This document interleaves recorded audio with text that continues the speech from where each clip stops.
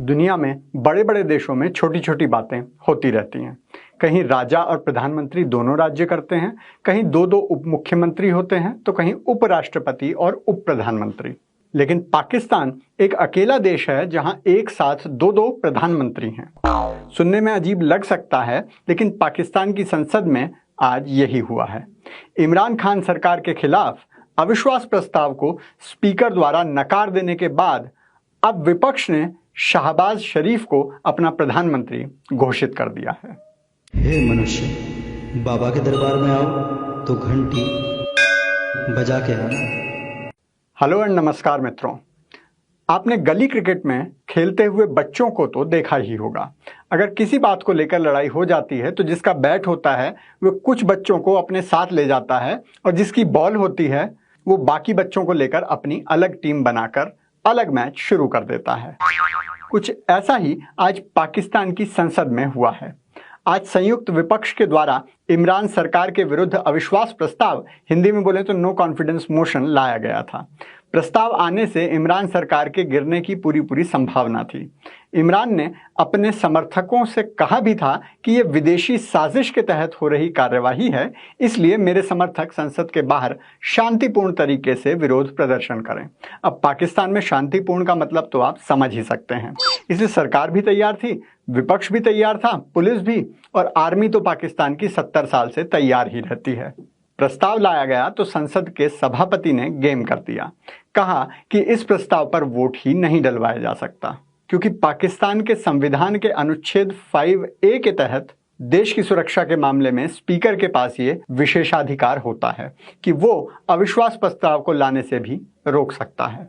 विदेशी ताकतों के इशारे पर होने वाले यह अविश्वास प्रस्ताव अमान्य घोषित कर दिया जाता है। इमरान, जो सदन में मौजूद ही नहीं थे, और उपसभापति कासिम खान सूरी, जिन्होंने ये प्रस्ताव रद्द किया था, दोनों सोच रहे थे कि उन्होंने मास्टर स्ट्रोक खेल दिया है और विपक्ष समेत अमेरिका के मंसूबों पर पानी फेर दिया है। लेकिन विपक्ष भी अपनी तैयारी करके आया था। उन्होंने कहा कि तुम संसद नहीं चलाओगे तो हम अपनी खुद की संसद चला लेंगे। अब सारी विपक्षी पार्टियां मिलकर बैठी और उन्होंने अपनी खुद की सरकार बनाकर खुद का प्रधानमंत्री चुन लिया, और ये सौभाग्य मिला पाकिस्तान मुस्लिम लीग नवाज के शहबाज शरीफ को। ये पूर्व प्रधानमंत्री नवाज शरीफ के भाई हैं और इस समय पाकिस्तान मुस्लिम लीग के बड़े नेता हैं। लेकिन इमरान का खेल भी चले जा रहा था। इमरान ने राष्ट्रपति आरिफ अलवी को संसद को भंग करने के लिए सिफारिश कर दी। साथ ही देश की सभी विधानसभाओं को भी भंग करने का प्रस्ताव राष्ट्रपति को दिया। इमरान ने जनता को संबोधित करते हुए कहा कि अब देश में नए सिरे से चुनाव होने के लिए तैयार रहें। राष्ट्रपति ने संसद को भंग करने के प्रस्ताव को स्वीकृति दे दी है और सेना ने भी अंततः इस पर बयान जारी किया है। मतलब असली निर्णय तो सेना लेने ही वाली है, तो उनका रुख भी जानना सबसे ज़रूरी है। पाकिस्तान की ISPR, हिंदी में बोले तो इंटर सर्विसेज पब्लिक रिलेशंस के महानिदेशक बाबर इफ्तिकार ने कहा है कि संसद भंग होने से लेकर विपक्ष का अपना प्रधानमंत्री घोषित करने तक की खबरों से सेना का कोई लेना देना नहीं है। हाँ, वो तो हमें पता है, पाकिस्तान की सेना तो दूध की धुली है। फील्ड मार्शल अयूब खान से लेकर जनरल जियाउल हक और जनरल परवेज मुशर्रफ तक पाकिस्तान की सरकार गिराने और अपनी सरकार बनाने में सेना का कोई हाथ नहीं होता। वो तो होता यूं है कि या तो तबीयत खराब होने के कारण उस समय के प्रधानमंत्री राष्ट्रपति अल्लाह को प्यारे हो जाते हैं, या फिर दीन दुनिया से मोहभंग हो जाने पर खुद ही गद्दी छोड़कर जंगल चले जाते हैं और फिर उनका हालचाल लेने आर्मी के जनरल राष्ट्रपति के घर जाते हैं और उन्हें मजबूरी में देश हित के लिए खुद राष्ट्रपति बनना पड़ता है। इमरान सरकार ने घोषणा की है कि 90 दिन के अंदर देश में आम चुनाव कराए जाएंगे। उधर विपक्ष संसद भंग होने और आम चुनाव की घोषणा को चुनौती देने के लिए पाकिस्तान की सुप्रीम कोर्ट चला गया है। PML नवाज की नेता मरियम नवाज ने कहा है कि स्पीकर ने अपनी संवैधानिक शक्ति का दुरुपयोग किया और संविधान को ताक पर रखा है। सुप्रीम कोर्ट ने इस मामले की सुनवाई के लिए एक विशेष बेंच का भी गठन कर दिया है। आपको बता दें कि 1947 में पैदा होने के बाद से पाकिस्तान में आज तक कोई प्रधानमंत्री अपना 5 साल का कार्यकाल भी पूरा नहीं कर सका है।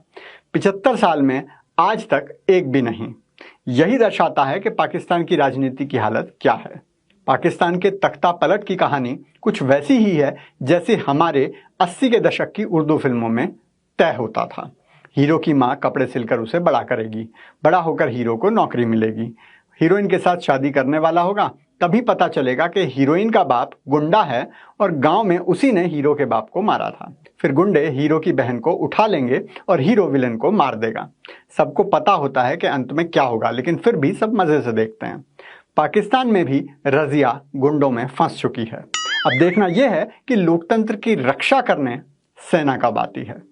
बाबा का आज का ब्रह्म ज्ञान है पाकिस्तान की सेना के नाम। देखो, तुम कितने गैर राजनीतिक हो वो दुनिया में सबको पता है। तुम्हारा हाल कुछ वैसा ही है जैसे आम आमदनी पार्टी वाले कहते हैं कि हमने दिल्ली और पंजाब में भ्रष्टाचार खत्म कर दिया। और देखो, कल गुजरात में उन्होंने रैली की और वहां सरकार बनाए बिना ही भ्रष्टाचार खत्म कर दिया। अपनी रैली में आने वाले लोगों को भ्रष्टाचार से लड़ना सिखा रहे हैं। તમે કેમ આયા અહીંયા? અહીંયા બાપુનગર થી बुलाया था, 20 जन ने बुलाया था। 550 रुपया आप्યા હતા અને બોલે કે ચલો સાતમા કામ છે। અમારું क्या काम છે? અમારું શું લેકે? અચ્છા, તમને ખબર જ નહીં રેલી છે એની જેમ? હા, એટલા માટે બંધ કરી દો। કેમેરો શું પ્રેસ વાળા છીએ, કઈ નહીં। હા, પણ અમારું તો પૈસે દે કે बुलाया। અરે ભાઈ બંધ।